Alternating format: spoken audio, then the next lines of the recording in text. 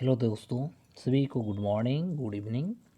जैसा कि आप सभी देख रहे हैं, अभी बीपीएससी में जिस तरह से क्वेश्चंस काफ़ी डेप्थ में पूछे गए, बहुत क्वेश्चंस को डेप्थ में जाया जा रहा है, वो भी आपकी यूपीएससी के प्रीलिम्स आने वाली है। तो आने वाले समय में क्वेश्चन जो होंगे, अभी कितना सारे स्कीम्स भारत सरकार ने लॉन्च किया, बिहार सरकार ने लॉन्च किया, और इसी के तत्वाधान में आज हम लोग बात करने वाले हैं यूपीआई के बारे में, है ना। अभी जैसा कि आप देख सकते हैं कि अभी यूपीआई से आने वाला, मुझे जहाँ तक लगता है कि यूपीआई से क्वेश्चन आने वाले, जैसा कि हमें पता होना चाहिए कि यूपीआई एक 123 पे, है ना। यूपीआई 123 पे जो अभी हम देख रहे हैं, ये आरबीआई यानी भारत का रिजर्व बैंक ऑफ इंडिया जो है, इसको ये लॉन्च किया है। तो आज हम लोग जानेंगे कि यूपीआई 123 क्या है, इसका क्या लिमिटेशन है, ये कितना आप ट्रांसफ़र कर सकते हैं या किस तरह के यूपीआई काम करती है, सारे गतिविधियों पर आज हम लोग डिस्कस करने वाले हैं। क्योंकि देख सकते हैं कि यूपीआई जो है एक ऐसी सर्विस है जिसे भारतीय रिजर्व बैंक आरबीआई जो है इसे लॉन्च किया है। और यह फीचर फ़ोन से पैसे के बिना आप इंटरनेट का, ध्यान दीजिएगा, बिना इंटरनेट के आप एक फ़ोन से दूसरे फ़ोन से आप इस सुविधा का उपयोग कर सकते हैं और पैसा को ट्रांसफ़र कर सकते हैं। चूँकि अभी तक देखा जाए तो जितने भी हम लोग ख़ास तौर पे यूपीआई या पे फ़ोन हुआ, गूगल पे फ़ोन हुआ, ये सब जितने भी हमारे पास एप्लीकेशंस हुए, वे सभी में हमें इंटरनेट की आवश्यकता थी। बिना इंटरनेट का हम इस तरह की सेवा नहीं ले सकते। लेकिन यह पहली आया है जो बिना इंटरनेट सुविधा का आप पैसा को ट्रांसफ़र कर सकते हैं, यानी हम दूसरे शब्द में डायरेक्ट कर सकते हैं। तो भारतीय रिजर्व बैंक जो है ये फीचर फ़ोन के लिए ख़ास तौर पे इन्होंने यूनिफाइड पेमेंट्स इंटरफेस, जिसको हम लोग यूपीआई बोलते हैं, ऐसी इन्होंने सेवा को शुरू की है, जिसे यूपीआई 123 पे कहा जाता है। तो पहला क्वेश्चन होगा कि यूपीआई 123 पे या आरबीआई के द्वारा कौन सी यूपीआई लॉन्च की गई है। तो आपको में भी जवाब मिल गया होगा कि यूपीआई 123 पे है, जो है आरबीआई के द्वारा लॉन्च की गई है।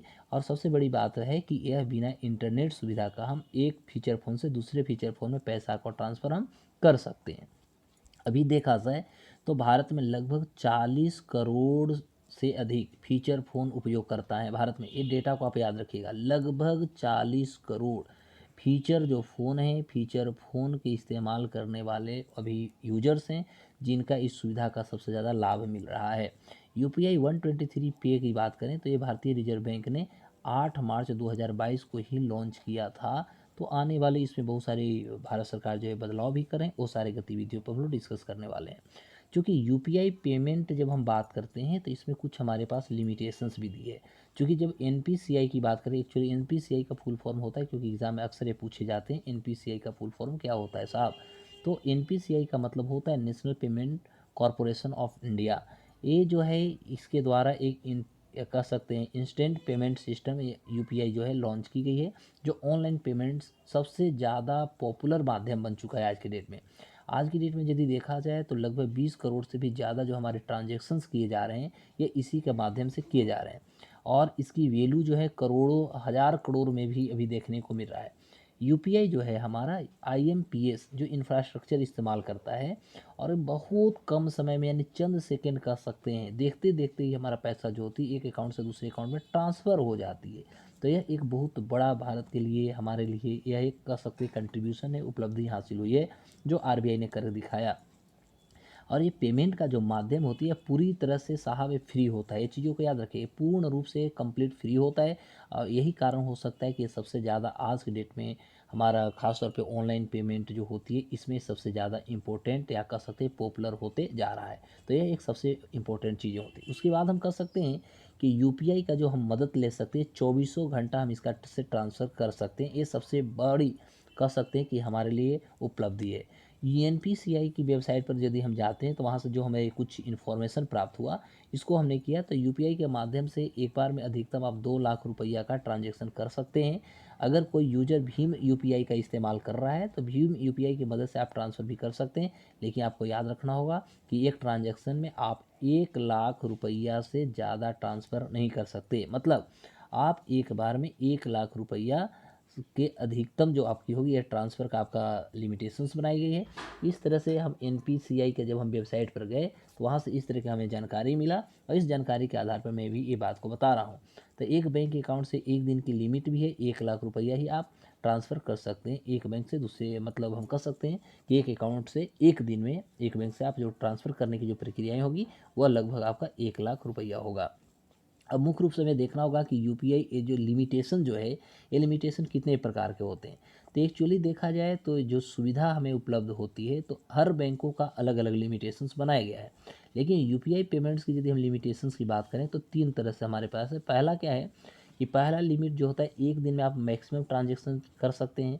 दूसरा है कि लिमिट सिंगल टाइम में आप मैक्सिमम ट्रांजेक्शन कर सकते हैं। और तीसरा है लिमिट एक दिन में आप मैक्सिमम नंबर ऑफ ट्रांजेक्शन्स कर सकते हैं। इस तरह से इन्होंने तीन हमारे पास ऑप्शन दिए या कह सकते हैं तीन हमारे पास इन्होंने लिमिटेशंस को बनाया है। अब देखते हैं कि किस बैंक को कितना यूपीआई की तरफ से लिमिटेशंस दी गई है।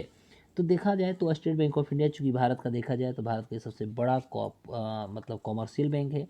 तो स्टेट बैंक ऑफ इंडिया के जो ग्राहक हैं, कंज्यूमर हैं, है ना, कस्टमर हैं, उनको यूपीआई की मदद से एक दिन में वो अधिकतम जो होता है 1 लाख रुपया का ट्रांजेक्शन कर सकते हैं। और यूपीआई का कॉन्सेप्ट यदि देखें तो ये खासतौर पर स्टेट बैंक ऑफ इंडिया का है, क्योंकि भारत में जितने भी बैंक हैं सभी का लिमिटेशंस अलग अलग निर्धारित किया गया है।